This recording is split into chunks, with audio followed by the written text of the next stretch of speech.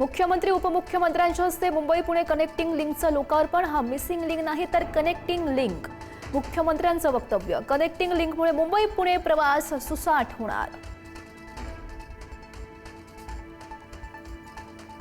Mumbai Pune connecting लिंकची Guinness book मध्ये नोंद। कनेक्टिंग लिंकवर जगातील सर्वात रुंद बोगदा।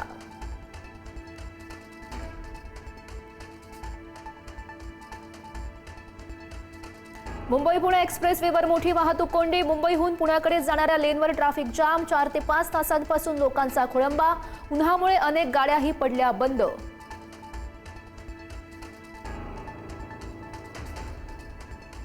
मुंबईहून पुण्याकडे येणाऱ्या वाहतूक कोंडीमध्ये सुप्रिया सुळेही अडकल्या। खासदार सुप्रिया सुळे 4 तासांपासून ट्रॅफिकमध्ये अडकून आज पुण्याकडे करत होत्या वाटचाल। मुंबई पुणे एक्सप्रेसवेवरील वाहतूक कोंडीमध्ये अडकलेल्यांची मुख्यमंत्र्यांनी मागितली माफी। यानंतर कनेक्टिंग लिंकमुळे अशी अडचण येणार नाही। सुप्रिया सुळेंनाही फडणवीसांची शाश्वती। पुणे सोलापूर राष्ट्रीय महामार्गावरही वाहनांच्या रांगा। सरडेवाडी टोल नाक्यावर मोठी वाहतूक कोंडी। सलग सुट्ट्यांमुळे चाकरमान्यांनी धरली गावाकडची वाट।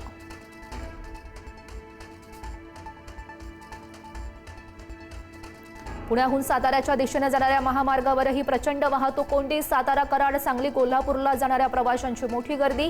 खेड शिवापूर टोल नाक्यापासून नवीन कात्रज बोगद्यापर्यंत जाम।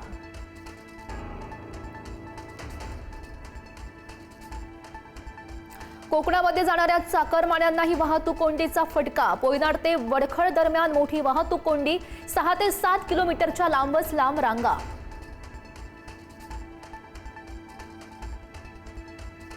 भोंदू अशोक खरातला पुन्हा 4 दिवसांची पोलीस कोठडी। 9व्या गुन्ह्यात पोलीस कोठडीमधला मुक्काम वाढला। अवतारी पूजा करण्याच्या नावाखाली व्यावसायिकाची केली होती 5 कोटींची फसवणूक।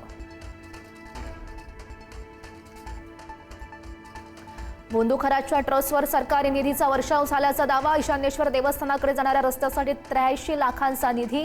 भोंदू खरातवर सार्वजनिक बांधकाम विभागाची कृपादृष्टी। आज राज्यभरात महाराष्ट्र दिनाचा उत्साह। महाराष्ट्र दिनी मुंबईमध्ये दिसणार भाजपचा मराठी बाणा। एकाच वेळी मुंबईतील 227 वॉर्डमध्ये घुमणार जय जय महाराष्ट्रचा नारा।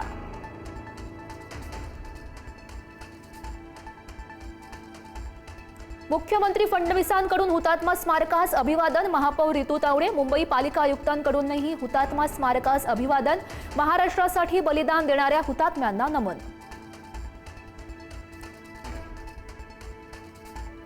12वीचा निकाल उद्या जाहीर होणार। उद्या दुपारी 1 वाजता ऑनलाईन निकाल पाहता येणार। त्याआधी सकाळी 11 वाजता बोर्डाची पत्रकार परिषद पार पडणार। निवडणुका होताच देशात व्यावसायिक सिलेंडरचे दर गगनाला। व्यावसायिक सिलेंडरच्या दरात 993 रुपयांची वाढ। व्यावसायिक सिलेंडरची किंमत तब्बल 3000च्या पार। मध्य प्रदेशात जबलपूरमध्ये बर्गी धरणात पर्यटकांची बोट बुडाली। आतापर्यंत 6 जणांचा मृत्यू झाल्याची अधिकृत माहिती। 22 पेक्षा जास्त लोकांना सुखरूप बाहेर काढलं।